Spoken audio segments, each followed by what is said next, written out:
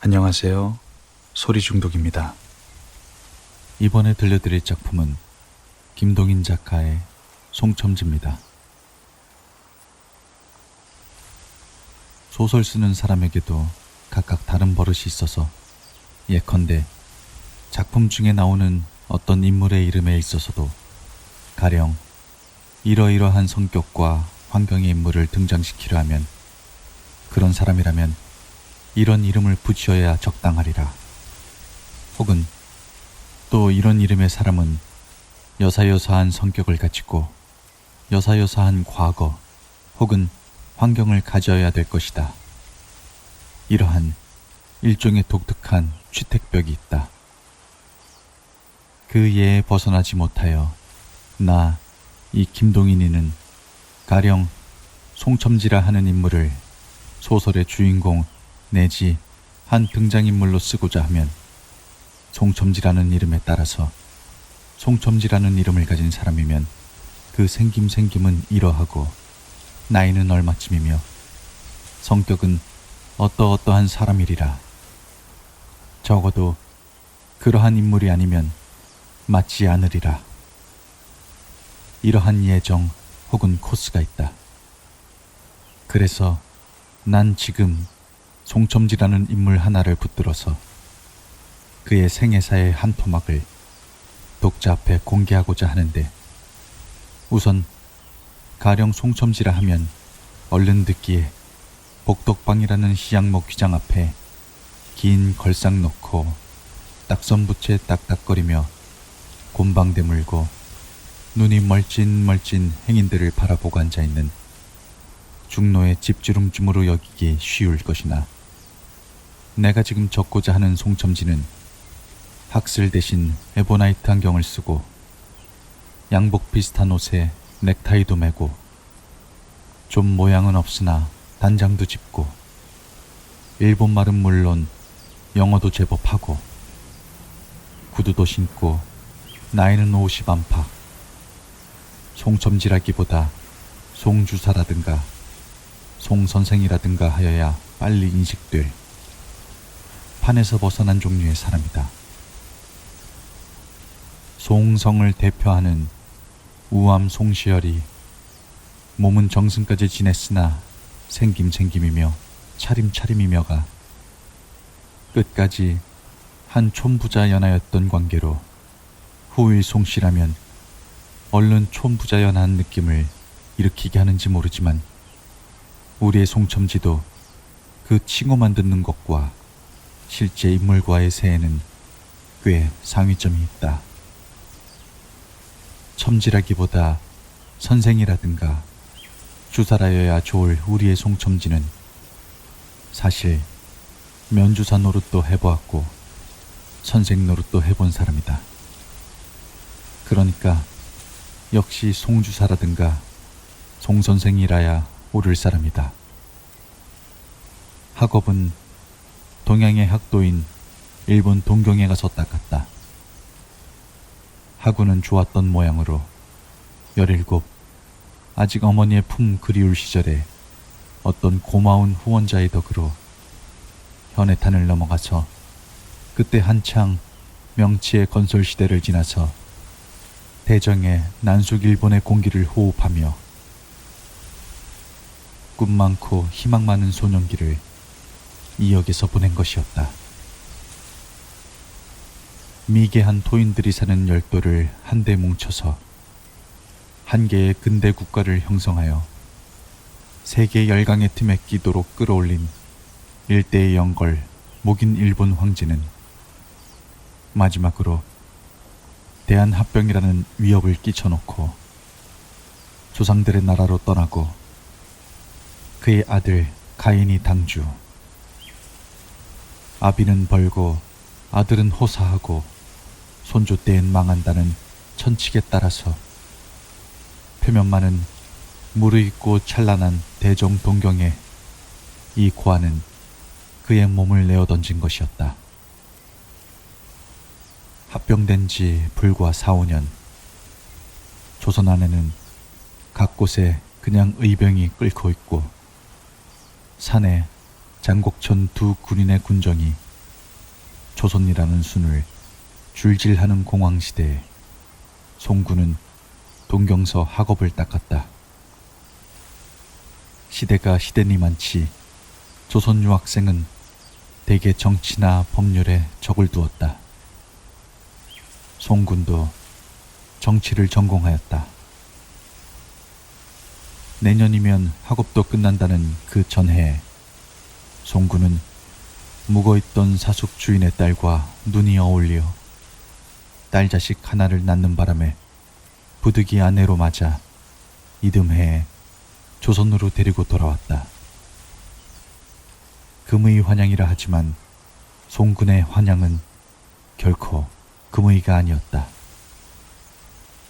그의 학비를 대어주던 누님도 그가 일본 계집에 와 올린 것을 알자 거래를 끊고 말았다. 금의 환양하는 송군을 위하여 조선서는 어떤 시골 면서기의 자리가 마련되어 있었다. 송군은 송주사가 된 것이었다. 유학 당시에 그의 막연한 희망 내지 목표는 대신에 있었다. 그러나 나라도 없는 인종이라는 자기의 현실적 입장과 이상과를 연결하여 생각할 때 뚝 떨어지면서 도장관도 과하니 내무부장, 아니 군수 면장이라도 이렇듯 숙어 들어가는 면장 한 자리도 얻지 못하고 겨우 면서기로 낙착이 된 것이었다. 면서기 재근 2년간이나 재근했으면 그래도 약간 지위가 오를 듯 싶은데 면석이라는 구실은 오를 데도 없는 양하여 그냥 그 자리에 눌러붙어 있었다. 이 사실이 적지 않게 우울하던 차에 그의 아내가 일본인인 서무주인과 새가 수상하다는 소문이 쫙 퍼졌다. 본시부터 애정이 있어서 결혼한 바가 아니오 딸 자식이 하나 생기기 때문에 결혼했던 바라 핑계 좋게 아내와 헤어졌다. 동시에 그 서무주의 말에서 일하기가 싫어서 면석이도 사임하였다. 10년에 한 번씩 큰 전쟁을 해온 일본의 군국주의는 그 기한 10년을 그저 넘길 수가 없어서 이번은 일독전쟁을 치렀다. 독일의 군국주의는 연합군의 무력으로 부수었다. 그리고 강화회의가 파리에서 열리게 되었다. 그 강화회의에 미국 대통령 윌슨은 민족 자결주의라 하는 금간판을 내걸었다. 어떤 민족의 운명은 그 민족 자신의 의사대로 결정할 것이라는 주의였다.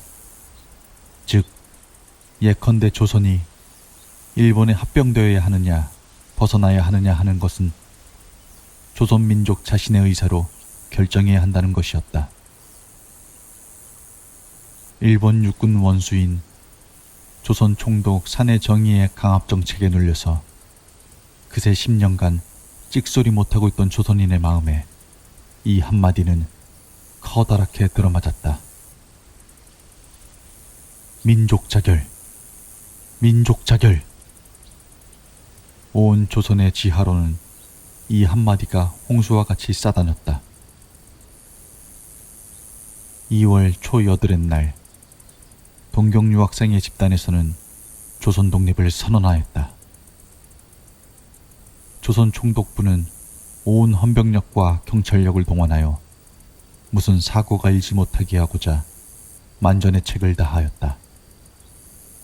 그러나 민족의 마음에서 마음으로 흐르는 이 물결은 경찰력, 헌병력의 담으로도 어찌할 바에 없었다. 게다가 조선 총독부는 스스로 믿는 데가 있었다.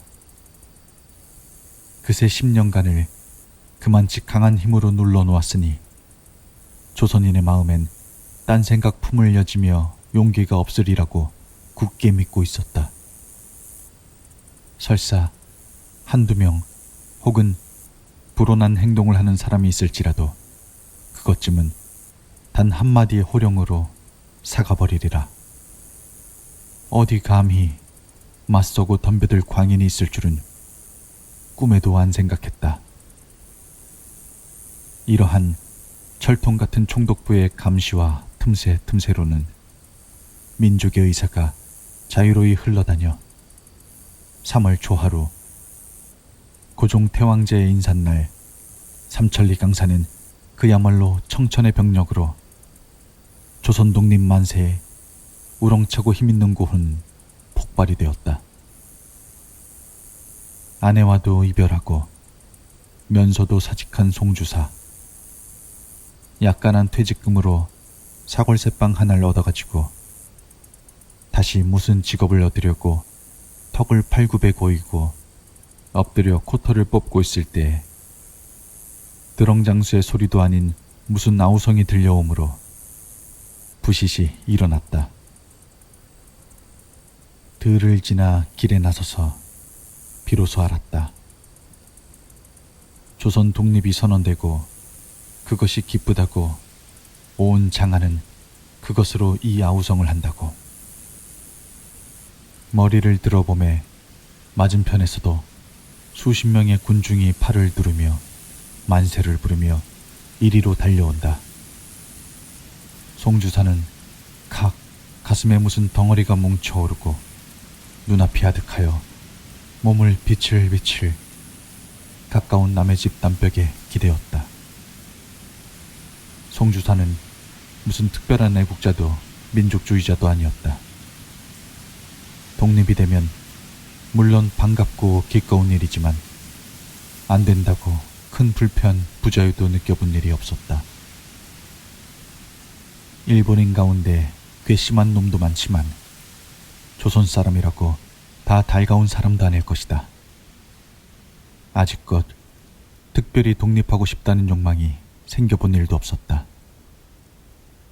일본 유학할 때 하구회의 웅변회 같은 날 혈기의 청년들이 책상을 두드리며 망국 한탄을 부르짖는 것을 들으면 역시 정치과에 적을 둔 망국 청년이니 많지 일종의 공명을 안 느끼는 바는 아니었지만 그래도 당사자로서의 절실감까지는 느껴본 일이 없었다. 말하자면 그 방면엔 매우 신경이 둔하던 것이었다. 감각도 둔한 데다가 송주사로서는 주사 독특의 견해가 있었다. 즉 독립국민 노릇을 하기엔 조선의 민도는 좀 얕다는 견해였다. 이 민도의 백성에게 갑자기 독립이라는 호박이 떨어지면 감당을 못하리라는 그의 견해였다. 그런지라 조선과 독립을 연결해서 생각해 본 일이 없었고 민족 자결주의로 세계의 약소민족이 한결같이 술렁거리고 조선의 지식층들도 적지 않게 이 문제에 관심하여 조용한 골방이나 사랑방을 고를 동안도 송주사는 오직 새 밥자리를 물색해 볼 뿐 정치과 출신의 젊은이다운 공상과는 멀리 떨어져 살고 있었다. 그렇던 송주사의 앞에 오늘 후련히 조선 독립이라는 위대한 소식이 뛰쳐든 것이다. 이치로 따지자면 조선 독립을 지금껏 그다지 신통히 염두에 두어본 적이 없는 송주사라 오늘의 이 보도에도 비교적 무관심해야 할 것이었다.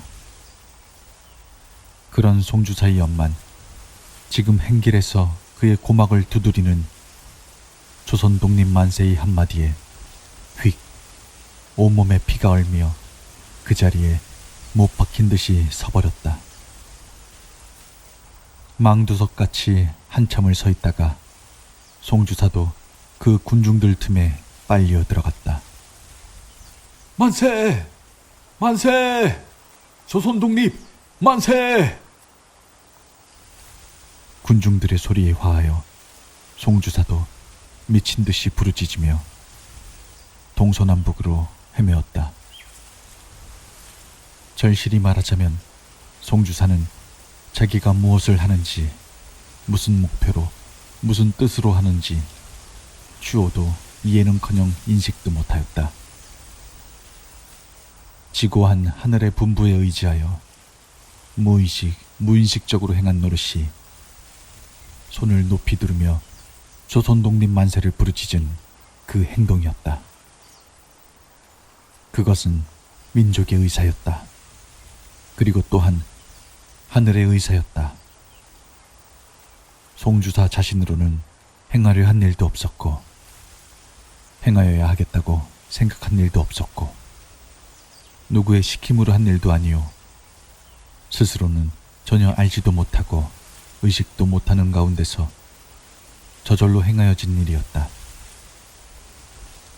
그리고 평일에 어느 누가 송주사에 대하여 그런 일을 해보라고 권고하는 이가 있었다면 송주사는 그 사람을 광인으로 단정키를 결코 주저하지 않았을 것이었다.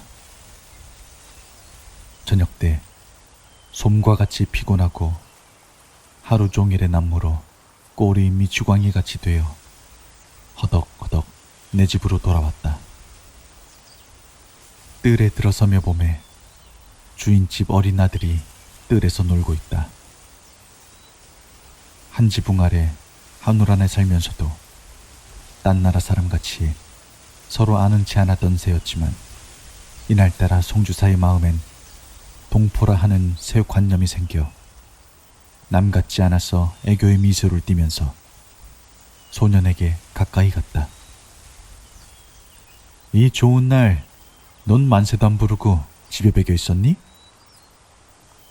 왜 안 불러요? 지금 막 돌아오는 길인데요? 그래? 독립돼서 참 반갑다. 너 올해 몇 살이더라? 8살이에요. 소년의 이 대답에 송주사는 오연히 허리를 적겼다. 8살이면 넌 외종이로구나. 그러니 애처로워라. 이 기쁜 날을 넌 기뻐할 자격이 없어. 10살 이하의 아이들은 나면서부터 외종이야. 우리같이 광무년대나 융인년대에 태어난 사람이고서야 오늘이 기쁜 날이지. 넌 빠지거라.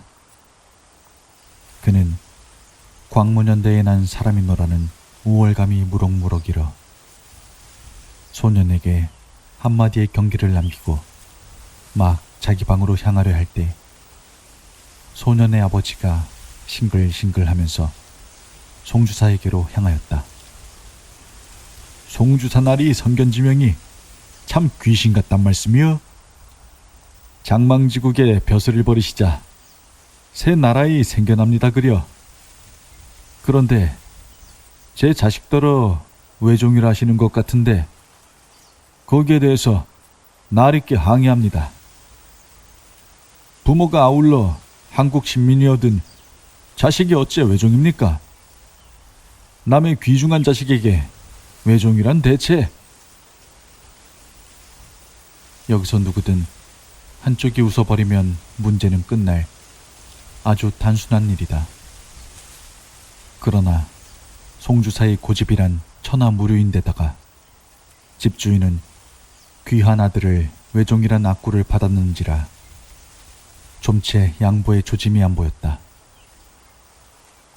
한국이 없어진 뒤에 해놨으니 외종 아니고 뭐요? 부모가 다 한종인데도? 부모 아니야. 하나비가 한종이라도 한국 없을 때 어떻게 한종이 있겠소? 호랑이 새끼가 곰의 굴에서 났다고 곰이 됩니까? 곰의 새끼지. 논란은 차차 억솔로 bod어갔다 욕솔로까지 전개되어 갔다. 어디서 찌개 같은 물건 하나 싸가지고 꼴에 제법 조자룡이나 나온 듯이. 부모네 승강이면 승강이지. 남의 집 귀동은 왜 걸고 들어가는 게야? 차차 악화하는 논란. 저 따위가 백성이랍쇼 있으니까 되려던 독립도 틀려나가겠다. 뭐? 독립의 군소리를 끼워? 딱 쳐라. 완력, 폭력으로까지 발전되었다. 이리하여 그 저녁으로 송주사는 그 집을 떠나서 다른 데 이사하였다. 송주사가 애국주의자로 변한 것이 이때부터였다. 김인년 3월 초하룻날 온 조선에 걸치어 폭발된 만세 사건은 표면으로는 십수만 명의 감옥 죄수와 중국 상해에 한국 임시정부로 남긴 뒤에 사라졌다. 감옥의 죄수들은 만기가 되면 추록할 것이다. 상해의 한국 임시정부는 국제적으로 승인을 못 받고 국내적으론 조선 내지와도 연락이 미미하여 존재가 아주 미약하였고 경제적으로도 유지가 곤란한 가운데서 몇몇 지도자의 오직 열성만으로 버텨가는 데서 차차 사람의 기억의 표면에서 열버갔다. 면서기의 자리를 내어던진 송주사는 구복 문제를 해결하기 위하여 교사 노릇을 시작하였다. 주변성이 없는 송주사, 송선생이라 어느 튼튼한 학교에 교원으로 자리 잡을 기회는 얻지 못하고 이곳저곳 사립학원이나 개인교수 등으로 근근히 기하나 면하며 이리저리 유랑하였다. 애국주의자로 전향한 송선생. 그 전향이란 것이 임시적 방편이라든가 빵 문제 때문에 한 노릇이 아니고 그의 마음 깊이 잠재해 있던 동포관념의 폭발 때문에 한 전향이라 변할 길이 없었다. 그동안 감옥살이, 유치장살이도 여러 차례 하였다. 그러나 다시 밝은 세상에 나와서 아이들과 대하여 교편을 잡을 때는 여전히 총독부 당국에서 언급한 바에 반만년 조선 역사의 거룩한 자태를 가르쳐주고 이 거룩한 국가의 일원이라는 자랑을 아이들의 마음에 배양하였다. 30고개, 40고개, 인생에 가장 가치 있어야 할 고개의 고개들을 송 선생은 이 촌에서 저 마을로, 저 마을에서 또 다른 부락으로 지식의 주머니를 줄줄 흘리면서 그 흘린 지식을 남이 주워가기를 열망하면서 표랑하였다. 치자 당국이 의식적으로 말살코자 하는 조선학의 지식은 송 선생의 힘으로 북조선서 조선의 촌락촌락에 심어졌다. 그의 꽁한 태도가 송 선생이라기보다도 송첨지라는 편이 적절하겠으므로 어느 지방에서 시작된 칭호인지 모르지만 어느덧 송첨지라는 칭호로서 북조선의 촌락촌락에 그의 이름은 꽤 널리 퍼져나갔다. 그러나 송첨지가 유명해지면서 유명해지는 이만치 송첨지가 흘리고 간 지식 부스러기는 당국의 입장으론 역한 것이므로 당국의 송첨지에 대한 탄압도 차차 강화되고 노골화하였다. 마지막에 당국의 탄압이 하도 세밀해지므로 송첨지는 국경을 넘어서서 만주 땅으로 들어갔다. 송첨지의 나이 그때 38. 동양의 천지엔 소위 진화사변이라는 전쟁이 한창인 때였다. 그리고 중국은 서울을 중경으로 옮겨놓은 때였다. 한국 임시정부, 중국 국민정부의 비호 아래 보호되어 있던 한국 임시정부도 중국 국민정부와 함께 중경에 가 있었다. 혁명가도 아니요, 정치가도 아니요, 다만 열렬한 애국자로, 교사로, 지도자로 만주 일원의 조선인 사회엔 송첨지의 이름은 꽤 높고 널리 전파되었다. 위험성 있는 지도자가 아니요, 무엇을 강요하는 혁명가도 아니요, 일반 대중과 무릎을 겹고 마주 앉아서 토론하여 가면서 애국 사상을 배양해주고 동족애의 관념을 길러주는 송첨지는 만주 일원의 조선사람 사회에선 인제는 없지 못할 지도자였다. 나이도 40을 지났으니 경의를 표하기에 남부끄럽지 않고 아무런 홀대를 할지라도 나무려워하지 않으니 어떤 좌석, 어떤 회합의 틈에라도 섞일 수 있었다.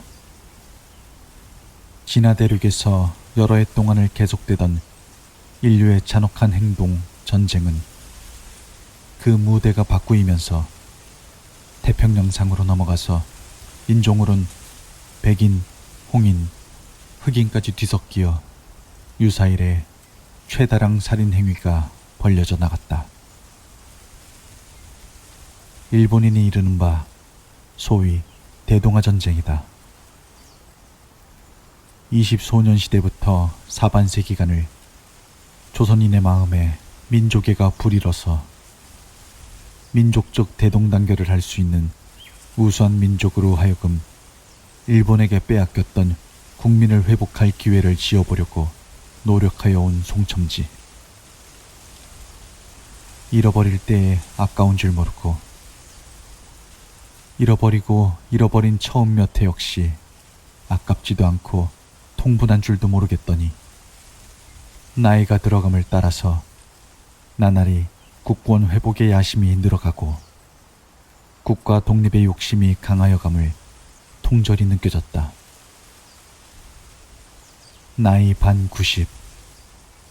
여생이 얼마 남지 않은 오늘에 앉아서 바라건대 내 생전에 독립국가의 국민이 되어 보기는 가망이 천리다. 지금 한창 강성한 일본의 실력으로 보아 무력적으로 일본이 거꾸로질 날을 기다린다는 것은 상상도 할 수 없다. 하늘에서 무슨 기적이 내리기 전엔 내 생전 조선 독립은 다시 볼 수 없는 일이다. 이러한 때에 그새 중국과 5년간이나 싸워서 기진맥진한 일본이 세계의 부강국 미국과 영국 두 나라에 한꺼번에 싸움을 걸었으니 일본에도 군략가가 있고 정치가가 있는 한에는 이번의 전쟁이 절대로 일본의 패배로 돌아갈 것은 숫자가 넉넉히 증명할 것인데 스스로 이 망동을 한 것은 자진하여 자멸지책을 취한 것이다. 이는 하늘이 조선의 자주를 주려는 조짐이 아닐까. 만년에 들면서 차차 미신과 운명론에 기우는 자신을 스스로 조소하면서도 이러한 꿈밖의 꿈을 생각해 보려는 자신을 스스로도 어찌할 수가 없었다. 그 뒤엔 어떻게 될지 미지수지만 적어도 이번 전쟁의 결과로서 조선이 일본의 굴레에서만은 벗어나게 될 것이다. 조그만치라도 내 실력만 있으면 이러한 절호의 기회에 온갖 세력 다 물리치고 조선 혼자서 스스로 설 기회를 지을 수 있으련만. 많은 고생을 한 탓인지 50까지는 아직 수년간 남아있지만 송첨지는 어떻게 보면 60에 가까운 노인같이도 보였다. 그리고 최근 갑자기 체력이 감소되고 원기 없어짐을 스스로도 느낄 수가 있었다. 소위 대동아 전쟁은 저편이 잠잘 동안에 내려친 첫 번 일격만은 원기 좋았으나 그 다음부터는 꾸준히 일정한 속도로 쫓겨 돌아온다. 이 속도로 보아서 1945년을 넘기지 못할 것만은 인젠 확정적으로 되었다.